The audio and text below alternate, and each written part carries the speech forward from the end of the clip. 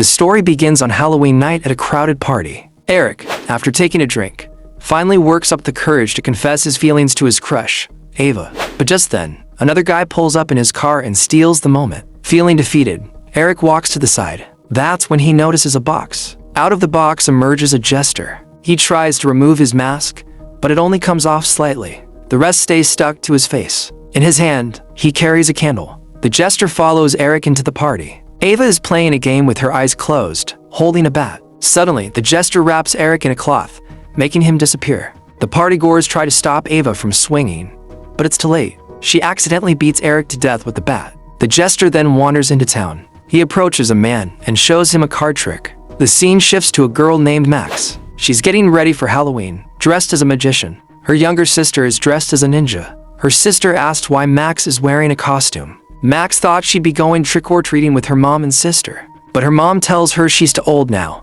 and that they're going with someone else. She suggests Max hang out with her friends instead. Max doesn't have any friends. She grabs her bike and heads out alone. Meanwhile, the man from earlier is running away from the Jester. The Jester catches him, wipes the sweat off his face with a handkerchief, and shoves it into the man's mouth. Then more handkerchiefs come out, one after another. When they stop, the Jester pulls harder. The man dies. The Jester takes the card that came out of the man's mouth and burns it with his candle. Max arrives at a cafe. Everyone inside is sitting with someone, but Max sits alone.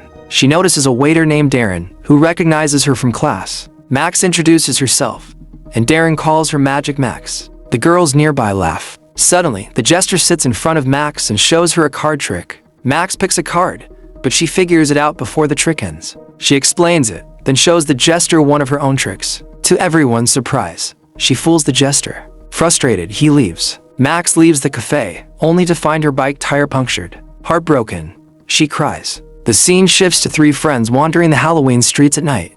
The three friends wander the Halloween streets, laughing and joking, until they suddenly run into the Jester. He begins performing a magic trick for them. One of the guys picks a card. The Jester is supposed to guess it without looking, but he gets it wrong. He tries again, hoping to find the right card, but fails a second time. Disappointed, the three friends start to walk away. Enraged, the Jester attacks them from behind. He kills two of them. One girl manages to escape. The Jester tries to burn his car with his candle, but it won't catch fire. The scene shifts back to Max. She is with her illusionist friend, Willie. You'll learn the tricks, Max, he tells her. The problem is, you convince yourself you're going to fail before you even try. He asks her, tell me, what's really going on?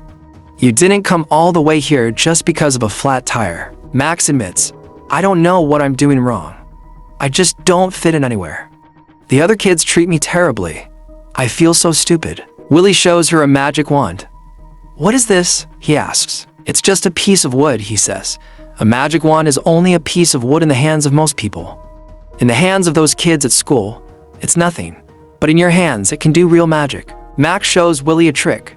Using sleight of hand, she steals his keys without him noticing. As soon as she leaves, she runs into the Jester again. He places his hat on her head. The Jester heads toward the kids who had been bullying Max. In front of everyone, he pulls down the pants of the kid who punctured her tire. Terrified, the kid runs away. The Jester returns to Max and sits beside her. She starts to feel comfortable around him. He invites her to go trick-or-treating together. They arrive at a woman's house. Before taking any candy, the Jester asks Max to perform a trick for the woman. Max does a card trick, impressing the woman. Then the Jester touches her with his magic wand, and her entire face goes blank. Terrified, Max runs away. The woman dies from lack of oxygen. This time, the Jester is able to burn her car with his candle. Max tries to escape on her bike, but the Jester catches her. She gets off and runs to a man, asking for help. The Jester pushes the man's son to the ground. The man rushes to take care of him, and the Jester grabs Max's inhaler. Max runs as fast as she can.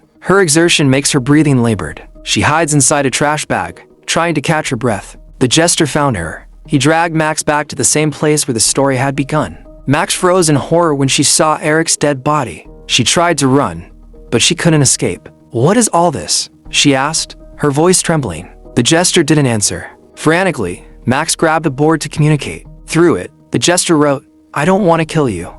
I need you. You are just like me. Then, speaking through Eric's lifeless body, he continued, people run away from me too, just like they do from you. But one day, the greatest deceiver, death itself, came to take my soul. I made a deal. I showed Death a trick and stopped it from taking me. But Death was not pleased. There was one condition it never mentioned. Every Halloween night, I must trap for souls with my tricks and send them to death. And I must do it before the candle burns out completely. Max's voice shook. What does this have to do with me? The Jester's eyes glimmered. You trick me. Me. The one who tricked the greatest deceiver. Me. The one who sent countless souls to death. But you tricked me. He wanted Max to perform tricks for him, in front of people, so he could send their souls to death. I can't do this, Max said, her voice breaking. The Jester showed her what would happen if he didn't deliver for souls. He would burn and be destroyed, and then the task would fall to her. Max had no choice but to comply. But in that moment, she managed to slip past his attention. She snatched Eric's phone from his body. The Jester and Max began searching for their next victim. Nearby, the boy who had punctured her tire sat alone. The Jester sent Max over. She remembered how badly he had treated her. Still, she sat down and began showing him a magic trick. The boy picked a card from her deck. I don't know why I did that, he said. I was just trying to impress those girls. He genuinely regretted it. Seeing this, Max's heart softened. But when he pulled his chosen card from the deck himself, the Jester appeared. No, not him.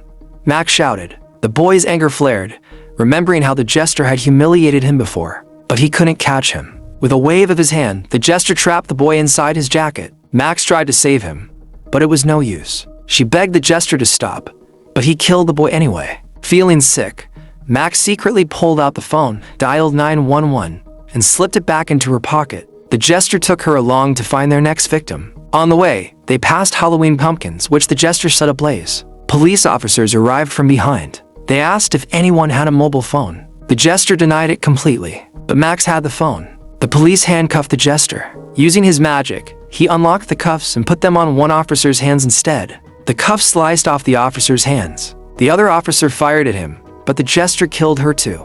Amid the chaos, Max ran.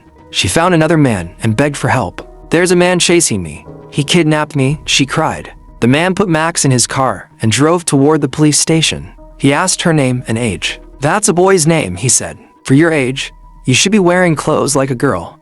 You'd look prettier that way. He stopped the car in the middle of the road, planning to take advantage of her. I won't hurt you, Max, he said. Max bit his hand with her teeth. The man roared in anger. Just then, the Jester appeared. He pulled the man out of the car and killed him. Then, he pulled Max out as well. But Max couldn't breathe, and her inhaler was broken. The Jester carried her to a nearby fire department. He asked the firefighters to help her. They helped Max breathe. Run, she shouted. But the Jester attacked from behind. He made one officer disappear. When another tried to fight back, the Jester used him as a shield. He killed them all and started searching for Max, who was hiding under a truck. The Jester dragged her out and showed her his candle. Max refused to help. Even if I have to take your place after you, she said. I won't hurt anyone. The Jester handcuffed her. Max used a trick to unlock them and escaped. She ran straight home. Her mom was waiting. Do you know what time it is? She asked, angry, and grounded Max. I'm sorry, Max said. I love you. She knew that after today, she might lose her. Her mom's anger didn't calm. She told Max to go upstairs. Max noticed her mom was walking strangely. She checked on her little sister. She was asleep. Max whispered goodbye, but the Jester's candle lay in the room. The Jester was there too. Max's mom appeared from behind. The Jester was speaking through her body. She was already dead. If you don't listen to me, the Jester said, I'll kill your sister too. To save her, Max had no choice but to agree to the Jester's demands. There's only one final trick left, she said. I'll do it. The Jester threatened her. Now you'll do exactly what I tell you, he said. Max had someone in mind. She went straight to Darren, the guy from the cafe. Would you like to see a magic trick? She asked. Why? He asked. Because I like you, Max said. Darren picked a card and returned it to the deck. Max shuffled and kept the cards. She whispered to herself, I have to perform this trick for the observer. Only then will the offering be accepted. Max pulled a card from the Jester's pocket. She had tricked him for the fourth soul. The Jester became enraged. He sealed Darren's mouth shut. But just then, the candle went out. The Jester's hand caught fire. He started to burn. He stabbed Max in the leg. Max dragged herself over and tried to cut open Darren's sealed mouth with a knife. From behind, the Jester grabbed her throat. Max jammed her magic wand into his eye. The Jester caught fire and was destroyed. All that was left was his hat. A short while later, the police arrived. Willie also showed up to see Max. I did the trick, she said. But now, the Jester's fate had become hers. From now on, Every Halloween, she would have to deliver for souls to death. And with that, the story came to an end. Thanks for watching. If you enjoyed this recap, make sure to subscribe to Cinevoice. Hit the bell icon to stay updated and enjoy the journey.